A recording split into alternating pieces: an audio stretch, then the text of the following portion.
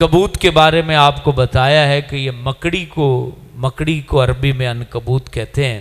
اس کی مثال اللہ نے بیان کی ہے. پارہ نمبر 21 کی ابتدا میں اللہ جل جلالہ نے نبی پاک سے فرمایا کہ آپ کی طرف جو بھی وحی کی جائے تو اس کو تلاوت کیا جائے. تو وہی نبی پاک نے یہ الفاظ کہے. مشرکین کی بات پیچھے چل رہی ہے تو انہیں حضور کا کلام جو ہے وہ اچھا نہیں لگتا تھا. تو اللہ نے وحی فرمائی. حضور علیہ السلام نے کہا کہ اتلو ما اوحی الیک، کہ میں تو وہی تلاوت کرتا ہوں جو وحی کی جاتی ہے. اور پھر اللہ تبارک و تعالی نے حکم دیا تھا کہ نماز قائم کرو. ان الصلاۃ تنہا عن الفحشاء والمنکر، یہ بہت بڑی آیت ہے. مسلمان اگر اس کو سمجھیں، فرمایا کہ بے شک نماز بے حیائی اور بری باتوں سے روکتی ہے بندے کو. تو اب جیسے جیسے بندہ نماز کی معرفت پاتا جاتا ہے، نماز کی حقیقت سمجھا جاتا ہے اور بندہ پاکیزگی کو حاصل کرتا جاتا ہے، تو حقیقت میں بندہ گناہ سے ہٹنا شروع ہو جاتا ہے. ظاہر سی بات ہے، نفس جو ہے، نفس امارہ، وہ تو بندے کو ضرور گناہوں کی طرف مائل کرتا ہے. لیکن نماز کی حقیقت کیا ہے کہ بندہ محسوس کرے کہ اللہ جل جلالہ سے بندہ باتیں کر رہا ہے. یعنی یہ جس وقت محسوس کرنے لگ جائے نا، سبحانک اللہم، پاک ہے تو اے ہمارے اللہ، وَتَبَارَكَ اسْمُكَ، تیرا نام کتنا برکت والا، وَتَعَالَى جَدُّكَ، تیری بزرگی بلند و بالا ہے. تو جب یہ چیزیں محسوس کرے کہ میں رب سے باتیں کر رہا ہوں، تو پھر وہ نماز اس کے اندر اتنا نور بھر دیتی ہے کہ بندہ پھر گناہ کو چھوڑ دیتا ہے، کیونکہ وہ حقیقی لذت سے آشنا ہو چکا ہوتا ہے. اس لیے اللہ نے کہا کہ نماز تمہیں جو ہے وہ بری باتوں سے روکتی ہے. پھر آگے اللہ تبارک و تعالیٰ نے بتایا، کیونکہ مشرکوں کی بات اس میں چل رہی تھی، تو کہا کہ عذاب پھر گھیر لے گا ان کو، آگے سے، پیچھے سے، اوپر نیچے سے گھیر لے گا. تو یقول، تو پھر اس سے کہنے والا کہے گا ان کو، ذوقوا، چکھو یہ عذاب چکھو، ما کنتم تعملون، یہ اس کا نتیجہ ہے جو تم عمل کرتے تھے. اور پھر اللہ تعالیٰ نے بندوں سے کہا، یا عبادی الذین آمنوا، اے میرے بندو جو ایمان رکھتے ہو، ان ارضی واسعۃ، میری زمین بڑی وسیع ہے. اب یہ ان کو جواب ہے جو لوگ سمجھتے ہیں کہ ہم بڑے مجبور ہیں، کیسے نیکی کریں. تو اللہ نے کہا زمین بڑی وسیع ہے، زمین تمہارے لیے بنائی ہے. ایک جگہ اگر تمہیں نیکی کرنا مشکل ہے تو دوسری جگہ چلے جاؤ، لیکن فَإِيَّايَ فَاعْبُدُونِ، میری عبادت کرتے رہو، میرے دربار سے نہ بھاگو. اور پھر اپنی عبادت کو بیان کر کے آگے ہی پھر بندوں کو سمجھا بھی دیا، کُلُّ نَفْسٍ ذَائِقَةُ الْمَوْتِ، اب کر لو عبادت، کیونکہ موت کا ذائقہ ہر جان نے چکھنا ہے. اچھا، یہ بڑا لطف اندوز اللہ نے لفظ استعمال کیا ہے، ہر نفس نے موت کو چکھنا ہے. تو کسی کے لیے میٹھی ہوگی، کسی کے لیے کڑوی ہوگی، ذائقہ ہے نا. تو موت کا چکھنا سب کے لیے برابر نہیں ہوگا. کسی کے لیے دیدار یار کا ذریعہ بنے گی، لقائے یار کا ذریعہ بنے گی، ملاقات محبوب کا ذریعہ بنے گی، اور مسکراہٹ مصطفیٰ کا ذریعہ بنے گی. تو ان کا ذائقہ کچھ اور ہی ہوگا. یہ قسمت والے ہیں جو تیاری میں ہیں. نبی پاک کی یاد میں مست رہنے والے لوگ قسمت والے ہیں کہ وہ موت کو ایسے چکھیں گے کہ ان کو پتہ بھی نہیں چلے گا کہ مکھن سے بال کیسے نکل گیا ہے. وہ تو جلوہ محبوب میں گم ہوں گے، دیدار مصطفیٰ میں گم ہوں گے، ودوا چہرہ دیکھ رہے ہوں گے اور فرشتہ ان کی روح نکال لے گا. تو یہ چکھنا الگ الگ ہے. کئیوں کو گرز مار کے روح نکالی جائے گی، اور کئیوں کے آگے ریشمی رومال رکھ کے جنت کا رومال آگے منہ کے کریں گے حضرت ملک الموت کہ اے خوش بخت روح، خوش بخت بدن سے باہر آ، اور رب کے ان انعامات کو پا جو وعدہ رب نے تیرے ساتھ کر رکھا ہے۔ وعدہ تو اللہ نے کیا ہے نا، جن کی روحیں پاک، جن کا بدن پاک، تو وہ روح پھر اس انعام باری کو پائے گی جس کا وعدہ رب نے کیا ہے کہ میں اپنے محبوبین کی روحوں کو کہاں رکھوں گا۔ اور پھر آگے بتا بھی دیا، موت کا ذائقہ چکھ لیا، ثم الینا ترجعون، تو پھر لوٹ کے میرے پاس آئے گی، وہ روح لوٹ کے اپنے رب کے حضور پہنچے گی۔ اللہ اللہ، کیا نظارہ ہوگا! یہ موت ہمیں ڈراتی ہے، ہمیں ڈر لگتا ہے، ظاہر سی بات ہے، ہم نفس کی لذتوں میں گم ہیں، تو جب کوئی مرتا ہے تو ہمیں بڑا ڈر لگتا ہے، لیکن جس روح نے لوٹ کے اس کے پاس جانا ہے، جس کی ڈیوٹی میں لگی ہوئی ہے، تو وہ تو مست ہوگی، جھومتی جائے گی اور مسکراتی جائے گی، رب کے دربار میں لوٹ کے جائے گی، تو پھر کیا انعام پائے گی وہ تو اللہ ہی جانتا ہے۔ پھر آگے اللہ نے فرمایا، ایمان والے، نیک عمل کرنے والے، ان کے لیے میں نے جنت کے کمرے تیار کر رکھے ہیں، اور نہریں بہہ رہی ہیں، اور پھر اللہ فرماتا ہے ان کو بہترین نعمہ اجر العام، نعمہ لفظ بولا جاتا ہے عربی میں، نعمہ کے لفظ بار بار آئیں گے، وہ بہت خوبصورت کوئی چیز ہونا تو تعجب کے طور پر وہاں نعمہ بولا جاتا ہے، واہ کیا خوبصورت عمل کرنے والوں کو رب نے اجر عطا کیا ہے۔ اور یہ واقعی عمل کرنے والوں کے لفظ ہیں، نعمہ اجر العاملین، کہ عمل کرنے والوں کو واہ کیا خوب اجر دیا ہے، تو وہاں سبھی کہیں گے خود عمل کرنے والے۔ اب جیسے تہجد 2 نفل ہیں، کوئی بڑا بھاری چیز نہیں ہے، لیکن اس دن بندہ دیکھے گا اتنا بڑا محل تو کہے گا واہ کیا اجر دیا ہے رب نے عمل کرنے والوں۔ تو قرآن اسی انداز کو بیان کرتا ہے۔ پھر اللہ کہتا ہے یہ عمل کرنے والے کون ہیں؟ الذین صبروا، جنہوں نے صبر کیا، وعلی ربہم یتوکلون، اور رب کے اوپر بھروسہ کیا، رب پہ بھروسہ کیا تو اللہ نے یہ سارا کچھ عطا کیا۔ پھر رب نے کہا وما هذه الحیات الدنیا، کیا ہے دنیا کی زندگی؟ کچھ بھی نہیں ہے، الا لہو ولعب، کھیل کود ہے۔ کھیل کود جب ہو رہا ہوتا ہے تو گراؤنڈ کتنا سجا ہوا ہوتا ہے، اور جب وہ کھیل کود ختم ہوتا ہے تو گراؤنڈ سونا ہو جاتا ہے، ویران ہو جاتا ہے۔ تو کہا یہ کھیل کود ہے، تھوڑی دیر کی کھیل ہے، اس کے بعد دیکھو گے تو ختم ہو گئی دنیا۔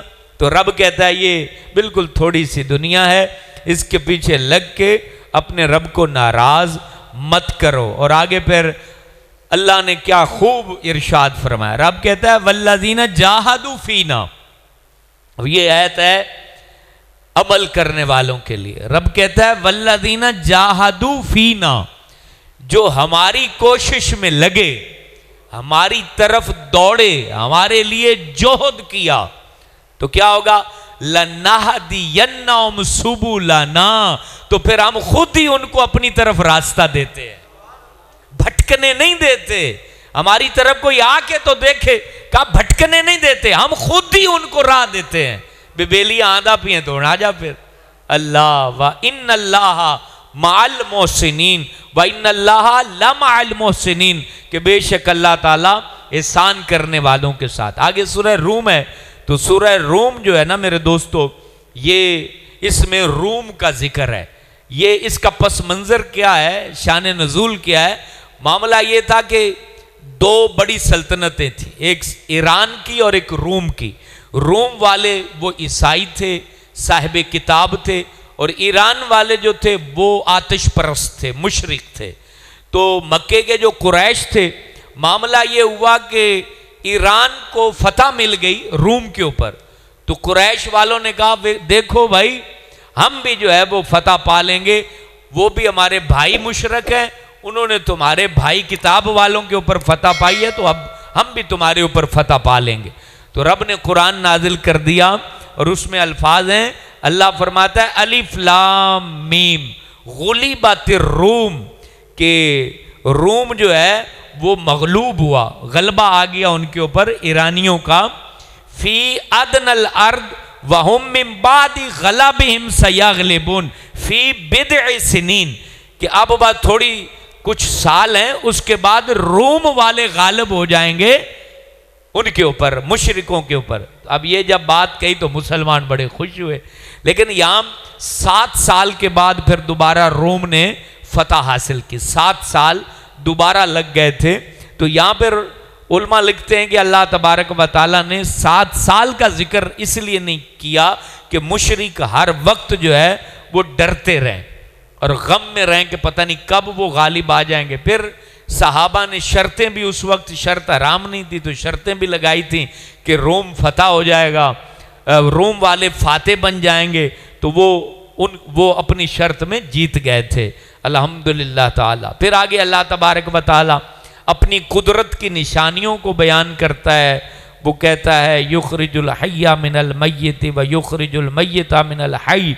رب فرماتا ہے وَيُحْيِي الْأَرْضَ بَعْدَ مَوْتِهَا. یہ پچھلے الفاظ کا تو ترجمہ پہلے بھی آپ سن چکے ہیں. اللہ کہتا ہے وَيُحْيِي الْأَرْضَ بَعْدَ مَوْتِهَا، کہ رب مردہ زمین کو جو ہے وہ زندہ فرمائے گا. پھر آگے رب العالمین اپنی علامتوں کو، نشانیوں کو بیان کرتے ہوئے فرماتا ہے اس نے تمہیں پیدا کیا ہے ایک جان سے. پھر فرماتا ہے اس نے زمین آسمان بنائی ہے، تمہاری مختلف زبانیں اور مختلف رنگ بنائے ہیں. کسی کو گورا بنایا، کسی کو سیاہ بنایا، کسی کو کیسا بنایا. یہ اللہ کی نشانیاں ہیں، اس لیے کسی کے رنگ روپ کے پتان نہیں کرنا چاہیے. یہ جتنے بھی رنگ ہیں یہ سارے رب نے اپنی علامت قرار دیا ہے، اپنی قدرت کا نور اس کو قرار دیا ہے. اس کو کبھی بھی برا نہیں سمجھنا چاہیے. اور پھر آگے اللہ فرماتا ہے کہ ہم نے رات بنائی تمہاری نیند کے لیے، دن بنایا کہ ہمارا فضل تلاش کرو. پھر رب نے فرمایا کہ بجلی کڑکتی ہے تو خوف زدہ ہو جاتے ہو، پھر بارش کی طلب بھی کرتے ہو کہ کڑک رہی ہے تو چلو بارش اب برسے گی اور ہماری خشک سالی ختم ہو جائے گی. یہ رب فرماتا ہے یہ ساری ہماری دلیلیں ہیں اور یہ ساری ہماری قدرت کی نشانیاں ہیں. اور پھر میرے دوستو آگے اللہ تبارک و تعالیٰ نے ارشاد فرمایا ان لوگوں کے متعلق جو فساد برپا کرتے ہیں. پھر رب تعالیٰ نے ہدایت فرمائی فَأَقِمْ وَجْهَكَ لِلدِّينِ الْقَيِّمِ مِنْ قَبْلِ أَنْ يَأْتِيَ يَوْمٌ لَا مَرَدَّ لَهُ. رب کہتا ہے دین حق کی طرف اپنا چہرہ قائم رکھنا اس دن سے پہلے کہ جب لٹایا نہیں جائے گا. پھر منتیں بھی انسان کرے گا تو اسے واپس بھیجا نہیں جائے گا. اس لیے دین حق کے ساتھ وابستہ رہیں. پھر آگے اللہ تعالیٰ دوبارہ ایمان والوں کو جزا دینے کا بیان فرماتا ہے. پھر جو ٹھنڈی ہوائیں چلتی ہیں نا بارش سے پہلے، ٹھنڈی ہوائیں جو بارش کی دلیل ہوتی ہیں کہ بارش برسنے والی ہے، ان کا اللہ نے ذکر کیا. پھر کشتیوں کا ذکر کیا کہ دیکھو کس طرح ہم پانی میں کشتیوں کو چلا دیتے ہیں، اس کا تذکرہ اللہ رب العالمین نے بیان فرمایا. اور پھر آگے ایک آیت ہے جس میں ایک عقیدے کی بات بھی سمجھنے والی ہے اور ایک مس جو ہے نا پوائنٹ کے طور پر لوگ پیش کرتے ہیں، وہ سن لیجئے. اللہ کہتا ہے فَإِنَّكَ لَا تُسْمِعُ الْمَوْتَى، کہ بے شک آپ مردے کو نہیں سنا سکتے. وَلَا تُسْمِعُ الصُّمَّ الدُّعَاءَ اِذَا وَلَّوْا مُدْبِرِينَ.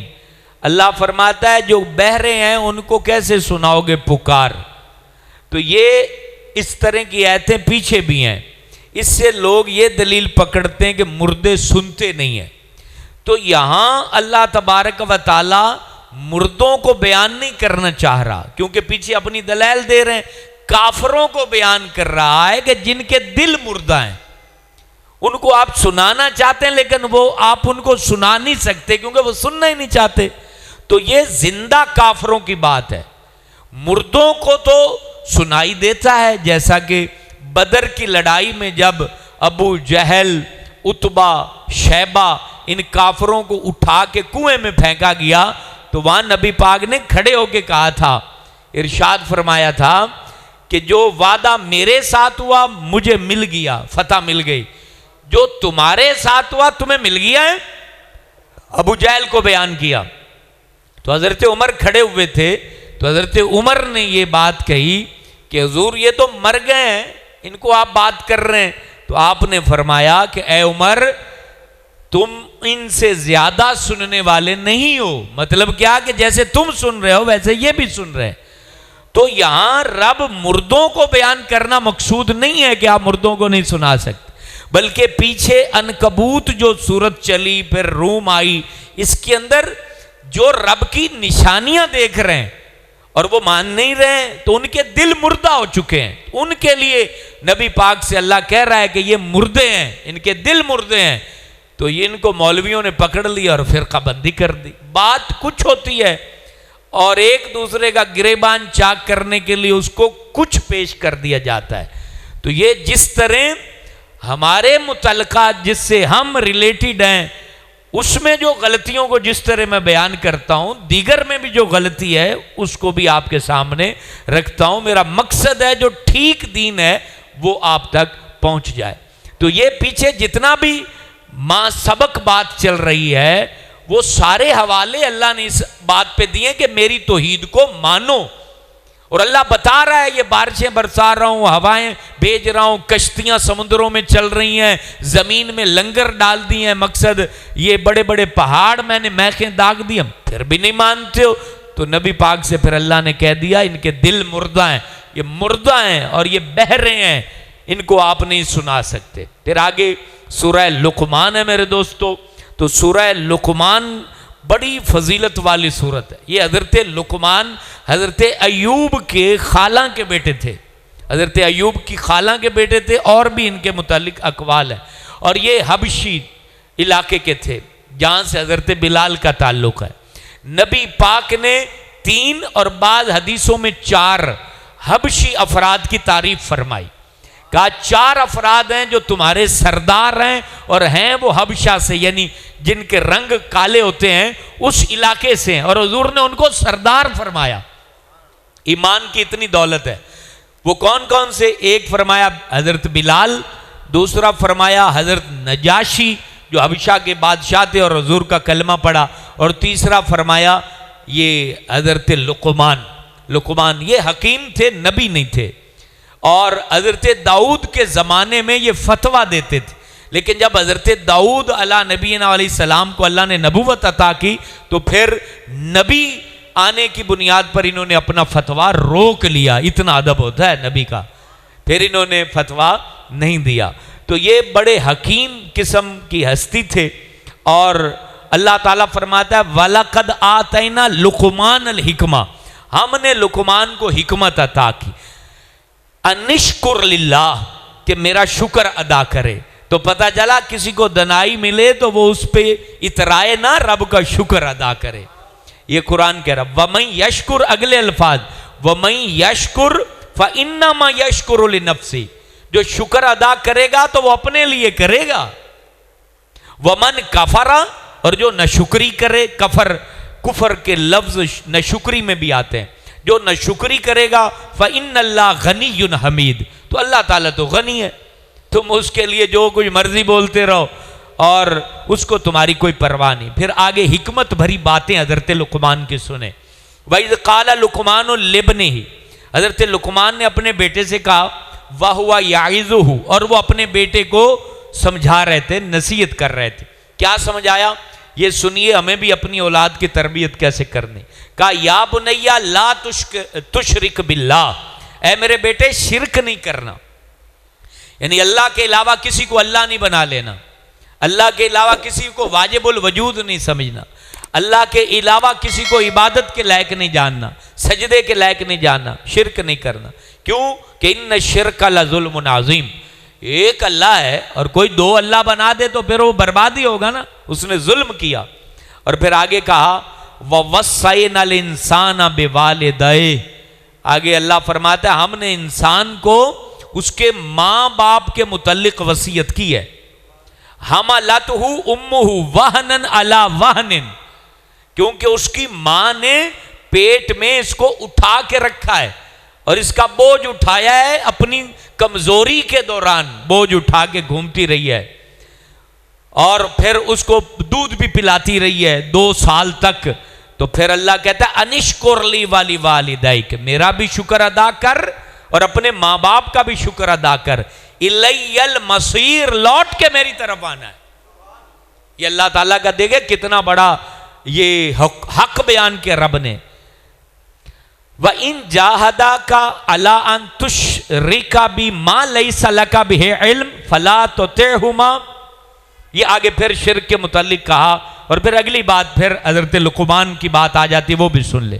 یا بنیا انہا ان تک مثقال حبۃ من خردل فتکن فی الصخرہ او فی السماوات او فی الارض یاتی بہ اللہ، کہہ رہے ہیں اے میرے پتر، اگر تو ایک ذرے کے برابر بھی نیکی کرے گا نا، اور وہ نیکی زمین آسمان میں کہیں بھی چھپ کے کرے گا، تو اللہ وہ لا کے تمہارے سامنے رکھ دے گا۔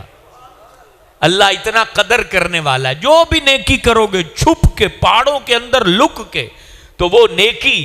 اچھا یہاں ایک بات آپ کو بڑی پیاری بتا دوں، اللہ تعالیٰ کے لیے جو عمل کرے وہ پہاڑوں میں چھپ کے بھی کرے نا، اور ہو اللہ کے لیے، فرمایا اللہ اس عمل کو لوگوں پہ ظاہر کر دیتا ہے اور اس کی عزت کو بڑھا دیتا ہے۔ اللہ اکبر۔ اس کو میں آپ کو مثال سے سمجھاتا ہوں۔ آپ تہجد پڑھیں، جنگل میں پڑھیں، گھر کی نکر میں پڑھیں، صرف اللہ کے لیے، 6 مہینے بعد آپ کو لوگ خود بولنے لگ جائیں گے یار لگتا ہے تہجد پڑھتا ہے۔ یہ اللہ تعالیٰ کے وعدے ہیں۔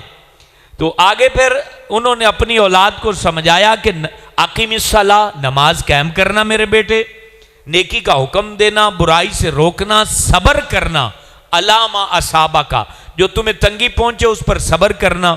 پھر اگلے الفاظ وَلَا تُسَعِّرْ خَدَّكَ لِلنَّاسِ، چباڑی ڈنگی نہ کرنا، پنجابی میں کہتے ہیں کسی سے بات کرتے ہوئے تکبر میں اپنا رخ ٹیڑھا نہ کرنا، جیسے لوگ امیر لوگوں تو غریب ملے تو ان کا چہرہ ٹیڑھا ہو جاتا ہے، کہا کہ ٹیڑھا نہ کرنا۔ وَلَا تَمْشِ فِي الْأَرْضِ مَرَحًا، زمین پہ چلتے ہوئے اکڑ کے نہ چلنا۔ ان اللہ لا یحب کل مختال فخور، اترانے والا اللہ ان سے محبت نہیں کرتا۔ وَقْصِدْ فِي مَشْيِكَ، اپنی چال کو درمیانہ رکھنا۔ وَغْضُضْ مِنْ صَوْتِكَ، آواز کو دھیما رکھنا۔ لڑائیاں ہوتی ہیں نا تو آواز اونچی چلی جائے، آواز کو معاملات کے اندر دھیما رکھنا۔ ان انکر الاصوات لصوت الحمیر، کہتا ہے حضرت لقمان سمجھا رہے ہیں کہ ساری آوازوں میں سب سے بری آواز اللہ کو گدھے کی آواز ہے۔ گدھے کی طرح ہچرنا نہیں، جیسے ہمارے ہاں جب لڑائیاں ہوں نا تو ایک محلے کی لڑائی جو ہے نا وہ 7 مرلے تک سنائی دیتی ہے، تو وہ اللہ کا قرآن سمجھا رہا ہے کہ اس طرح چیخ چیخ کے کسی سے بحث ہو رہی تو ایسا کر لو، سکون سے کر لو، ٹھنڈی طبیعت، کہ گدھے کی آواز کی طرح تمہاری آواز بلند نہیں ہونی چاہیے۔ یہ حضرت لقمان نے اپنے بیٹے کو یہ نصیحتیں دی تھیں، اور اس کے اندر پھر آگے پوری وضاحت سے پھر اللہ تعالیٰ نے لوگوں کو کہا کہ رب سے ڈرو، اور اس دن سے ڈرو کہ لا یجزی والدم ام ولدہ ولا مولود ہوا جازن ام والدی شیئا۔ یہ قرآن ہے۔ کہا کہ اس دن سے ڈرو کہ جب باپ بیٹے کا بدلہ نہیں دے گا، اور بیٹا باپ کا بدلہ نہیں دے گا کہ ابو تو بیٹھ جا اور میں تیرا جو ہے حساب دیتا ہوں۔ یہ رب کہہ رہا ہے کہ یہ کوئی بھی نہیں دے گا۔ ان وعد اللہ حق، رب کا وعدہ حق ہے۔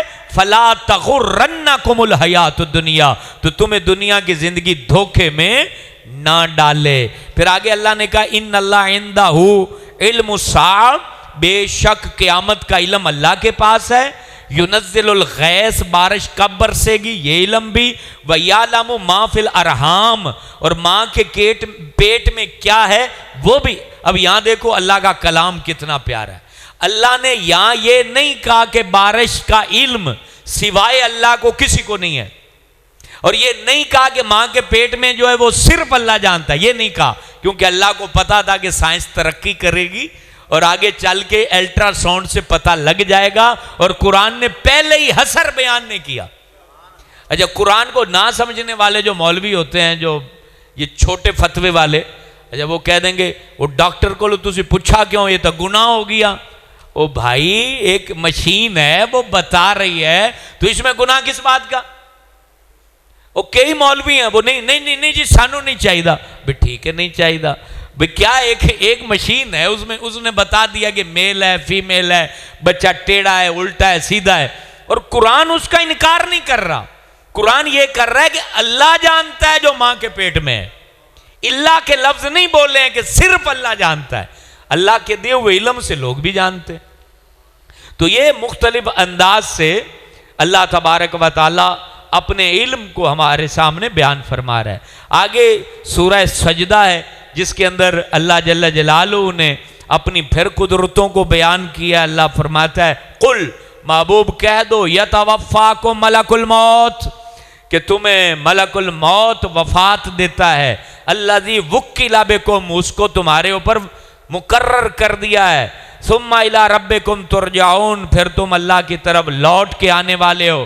ولو تری اذ المجرمون ناکسوا رؤوسہم عند ربہم، یہ لفظ دیکھیں، اللہ کہتا ہے مجرم یوں سر جھکا کے نا اللہ کی طرف آئیں گے، جیسے مجرم ہوتا ہے تو مجرم سر جھکا کے رب کے حضور جب آئیں گے کہیں گے ربنا ابصرنا وسمعنا فرجعنا نعمل صالحا انا موقنون، اے رب ہم نے دیکھا ہم نے سنا، ہمیں اب لوٹا دے، ہمیں اب واپس لوٹا دے، ہم نیک عمل کریں گے اور ہم یقین والوں میں سے ہو جائیں گے، لیکن لٹایا نہیں جائے گا۔ اللہ نے پہلے ہی کہہ دیا یہ سارا کچھ ہونا ہے، تو اب ہمارے لیے یہ ہمارے سامنے یہ ساری باتیں۔ پھر آگے اگلی آیتوں میں اللہ نے نیک عمل کرنے والے مومنین کی فضیلت کو پھر بیان کیا، پھر مجرموں کو بیان کیا، پھر ظالموں کو بیان کیا، پھر حضرت موسیٰ علیہ السلام کو اللہ پاک نے بیان کیا۔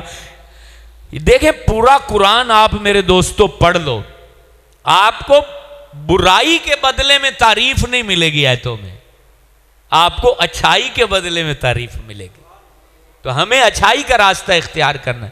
آگے سورہ احزاب آ جاتی ہے، اور سورہ احزاب، احزاب حزب کی جمع ہے، حزبن گروہ کو کہتے ہیں۔ یہ احزاب بہت سارے گروہ، یہ کون سے گروہ ہیں؟ جو غزوہ خندق میں نبی پاک علیہ السلام کے مدینے پر حملہ آور ہوئے تھے، یہ غزوہ خندق کو اس صورت میں بیان کیا گیا ہے۔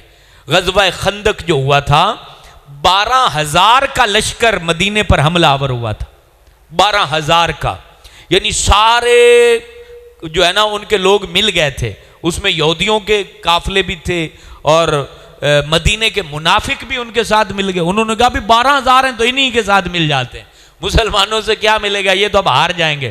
اللہ اللہ، 12,000 کا لشکر جب آیا تو قرآن بیان کرتا ہے مسلمانوں کے بارے میں کہ تم تو ڈر گئے تھے نا، دل حلق کی طرف آ رہے تھے، اس وقت تمہارے نبی کے صدقے رب نے تم پر مہربانی فرما دی۔ اور اچھا یہ آئے تو خندق حضرت سلمان فارسی کے کہنے پہ وہ گھانی ماری گئی تھی، تو قریشیوں کو تو پتہ ہی نہیں تھا، پورے عرب کو نہیں پتا تھا کہ یوں بھی سیفٹی ہوتی ہے، تو قربان جاؤ نبی پاک نے ان کے مشورے کو قبول کیا، اور پھر وہ خندق کھود دی گئی، اور خندق کھودنے کے بعد جب وہ آئے گھوڑے وہاں رک گئے بھی، آگے تو ساری گھانی ماری ہوئی ہے۔ اچھا یہاں نبی پاک کی ایک حدیث بھی آتی ہے بخاری شریف کی کہ حضور فخر عالم علیہ السلام، صحابہ آئے کہتے جی ایک پتھر نہیں ٹوٹ رہا تو مہربانی کریں آپ ہی توڑ سکتے ہیں، ہم تو علی جیسا حیدر کرار اور اتنے پاورفل صحابی ہوں، نہیں ٹوٹ رہا۔ تو حضور گئے اور نبی پاک نے کودال پکڑی یوں ایک ہاتھ میں اور کہا رب نے ہم پر شام کو فتح کر دیا، پھر دوسری سائیڈ پہ مارا ہم پر رب نے یمن کو فتح فرما دیا۔ یوں ہر نکر کو حضور بیان کرتے اور فتح کی ڈگری دیتے، اور وہ ریزہ ریزہ پتھر ہو گیا۔ منافق کہتے ہیں ہمیں پارٹیاں مار رہے ہیں، ادھر حملہ ہوا پڑا ہے اور ہم یہاں پھنسے ہوئے ہیں، اور یہ کہہ رہے روم بھی فتح ہو گیا اور یمن بھی فتح ہو گیا، ایران بھی فتح ہو گیا۔ اللہ اللہ، قرآن نے پھر اس کو بڑے خوبصورت انداز سے بیان کیا ہے کہ محبوب یہ منافق باتیں کرتے تھے، پھر دیکھا ہم نے سب کچھ آپ کے ہاتھ میں فتح کرا دیا۔ تو یہ جب محاصرہ چل رہا تھا، ابو سفیان ان کے لیڈر تھے، کیونکہ ابو جہل تو مر گیا تھا، تو ابو سفیان اس وقت مسلمان نہیں ہوئے تھے، یہ ان کے لیڈر تھے۔ اب یہ ادھر جناب بڑے بڑے اونٹ ذبح کر رہے ہیں، عیاشیاں کر رہے ہیں، کہتے ہیں کہ چلو تھوڑی دیر ویٹ کرتے ہیں، حل نکالتے ہیں کہ یہ خندق کو کیسے عبور کرنا ہے۔ اللہ اکبر۔ پھر رب تعالیٰ نے رات کو آندھی بھیجی، اور وہ اتنی ٹھنڈی آندھی تھی کہ ہر چیز اس نے اڑا دی، ان کے پتیلے اڑ گئے، کھانا اڑ گیا، جانور جو ہے نا وہ بندے کھڑے کھڑے گر جاتے تھے، اتنی تیز ہوا تھی۔ اور وہاں پھر نبی پاک نے حضرت حذیفہ بن یمان کو کہا ٹھنڈ تھی، کہتے ہیں کہ میرے پاس چادر ہی نہیں تھی، ایک چادر تھی، اور میں جو بالکل سمٹ کے نا، ٹھنڈی ہوا تھی تو میں نیچے فرش کے ساتھ سمٹا ہوا تھا۔ اور نبی پاک آئے اور حذیفہ کو ہاتھ لگا، حذیفہ اٹھو، دیکھو کتنے صحابہ حضور پر جان نچھاور تھے۔ کہتے کہ جاؤ اور جاسوس بنا کے بھیجا کہ ان کی خیر خبر لاؤ کہ کیا ادھر چل رہا ہے۔ تو حضرت حذیفہ کہتے ہیں نبی پاک نے، میں نے عرض کی کہ حضور ٹھنڈی بڑی لگ رہی، تو حضور نے میرے جسم کے اوپر نا ہاتھ لگایا۔ کہتے ہیں کہ حضور نے ہاتھ لگایا، زندگی بھر نہ مجھے گرمی لگتی تھی نہ سردی لگتی تھی۔ یہ ہے نبی کا کمال۔ کہہ رہے ہیں کہ ٹھنڈ لگتی نہیں تھی مجھے، کوئی سردی کا اثر نہیں ہوتا تھا، موسمی اثرات حضور نے بدن پہ ہاتھ لگایا تو ختم ہو گئے۔ کہتے ہیں کہ میں پھر گیا ادھر کافروں کے ہاں، تو ابو سفیان بڑا سمجھدار بندہ تھا، سیانا تھا۔ کہتے ہیں کہ یار موسم بڑا خراب ہے، تو جلدی سے پتہ کرو کہ کوئی جاسوس تو نہیں آ گیا، اندھیرا ہو گیا تھا، چراغ گل ہو گئے تھے۔ تو حذیفہ بن یمان بڑے سیانے تھے، کہتے ہیں کہ ساتھ والا جو بندہ بیٹھا تھا، میں نے اس کا ہاتھ پکڑا، کون ہے تو؟ یعنی پہلے ہی کہہ دیا کون ہے تو؟ وہ میرا ہاتھ پکڑتا تو کہہ رہے ہیں کہ میں نے اس کا ہاتھ پکڑ کے کہہ دیا کہ کون ہے تو؟ پھر ساری خیر خبر وہاں سے لی۔ ابو سفیان نے کہا کہ بھائی یہ جنگ نہیں ہو سکتی، میں تو جا رہا ہوں واپس، تو جس نے چلنا ہے وہ چلے۔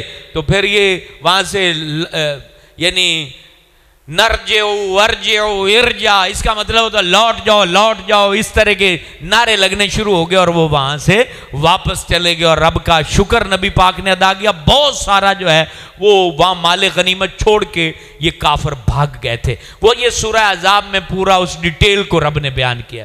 اور آخری جو آیتیں آپ نے سنی ہیں وہ ہماری ماؤں کے متعلق ہے، نبی پاک کی بیویوں کے متعلق۔ حضور کی بیویاں تھیں، کچھ قریش سے تھیں، کچھ قریش کے باہر سے تھیں۔ تو نبی پاک سے عرض کرتی ہیں کہ حضور کچھ ہمارا خرچہ بڑھا دیجئے۔ اور نبی پاک تو ظاہر سی بات ہے دنیا بالکل چھوڑ چکے تھے، اور کئی دن گھر کے اندر چولہا نہیں جلتا تھا۔ تو اللہ پاک نے قرآن نازل فرمایا، کہا یا ایھا النبی قل لازواجک، اپنی بیویوں سے کہیں ان کنتن تردن الحیات الدنیا وزینتہا، تو ہم آپ کو دنیا کی سب کچھ چیز دیں گے، تمہارے سامنے انتخاب ہے، یا دنیا یا رسول اللہ۔ اللہ اکبر۔ تو نبی پاک نے سب سے پہلے حضرت عائشہ کو بلایا، ام المومنین ہماری ماں، حضرت اما عائشہ صدیقہ کو بلایا، کہا بھئی رب کا یہ پیغام ہے، کیا انتخاب کرنا ہے؟ ایسا کرو اپنے باپ سے پوچھ لو۔ حضور کی شفقتیں دیکھیں، کہہ رہے ہیں فیصلہ کرنے سے پہلے اپنے والد سے جا کے مشورہ کر لو۔ کہتی ہیں حضور آپ کی ذات کے بارے میں اور مشورہ؟ ہم آپ پہ نچھاور ہیں، ہمیں کچھ نہیں چاہیے، ہمیں صرف آپ چاہیے۔ تو ساری بیویوں نے نبی پاک سے یہی الفاظ کہے کہ ہمیں صرف آپ چاہیے۔ تو اس کے بعد آخری آیت پھر ان کے لیے اللہ نے کہا یا نساء النبی من یاتی منکن بفاحشۃ مبینہ۔ فاحشہ یہاں لفظ آداب زندگی کے طور پر آیا ہے کہ تم اگر گھر کے معاملات میں اور نبی کے احترام میں اگر کمی آئے گی نا تو تمہیں دگنا سزا ملے گی، کیونکہ تمہارا جو مقام ہے وہ بڑا بلند ہے۔ تو جس کا مقام بلند ہو تو اس کے ذمہ داری بھی بڑی ہو جاتی ہے، تو وہ چیز اللہ پاک نے یہاں بیان فرمائی۔ یہ ہے قرآن کو بیان کرنے کا طریقہ۔ بعض لوگ جو ڈیڑھ ہوشیار ہو جاتے ہیں، وہ لفظوں کی گہرائیاں کا پتہ نہیں ہوتا۔ حضور کی بیویوں کی بات آ گئی تو صریح لفظ کا ترجمہ نہیں ہوگا، اس کی گہرائی میں چلا جائے گا کہ یہ یہاں کس معنی میں یہ لفظ آ رہا ہے۔ تو حضور علیہ السلام کے گھر والوں کے متعلق اللہ تعالیٰ نے یہ ساری باتیں بیان فرمائی۔ پارہ نمبر 21 مکمل ہوا۔ رب اعلیٰ ہم سب پر احسان کرے اور اللہ نبی پاک علیہ السلام کے ماننے والے اور توحید پر قائم رہنے والوں میں اللہ ہمیں شامل رکھے۔ اللہم صلی وسلم مبارک علی محمد۔ یا رب العرش تیرے عاجز بندے تیرے حضور حاضر ہیں، ہماری حاضری کو قبول فرما، قرآن کے نور سے ہمارے سینوں کو روشن فرما، زندگی میں جو گناہ ہوئے عشرہ مغفرت کے صدقے وہ سارے معاف فرما۔ یا رب مسجد کو آباد کرنے والوں کے دل، گھر، تجارت اور آخرت ان کی آباد فرما۔ یا رب العرش مسجد صدیق اکبر کی رونقوں کو نظر بد سے محفوظ فرما، ہر طرح کے فتنہ فساد سے محفوظ فرما۔ اللہ پاک اس مسجد کو قیامت تک آباد و شاد فرما اور اس علاقے کے لیے ہدایت کا نور ثابت کر دے۔ آمین یا رب العالمین۔ صلی اللہ علیہ حبیب محمد۔